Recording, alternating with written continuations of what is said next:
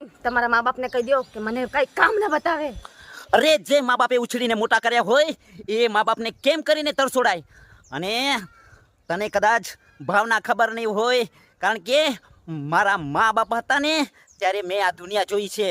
અને મારા મા બાપ વિશે હું ક્યારેય ખોટું નહીં સહન નહીં કરી શકું. એ માટે કહું છું, તારે જવું હોય તો જઈ શકે છે, કારણ કે હળહળતું અપમાન મારા મા બાપનું ક્યારે નહીં સહન કરી શકું. માટે કહું છું કે હવે તું તારા પિયર જઈ શકે છે. બેનો બે હાથ જોડીને કહું છું કે સાસુ સસરા છે એ જ આપણા મા બાપ છે.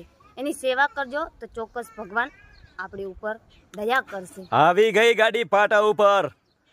કારણ કે મિત્રો તમને પણ કહું છું અને બહેનો તમને પણ કહું છું કે સાસુ ને સસરા પોતાના મા બાપ કરીને ભગવાનની જેમ સેવા કરશો ને તો એના ફળ ખૂબ સારા મળશે. પછી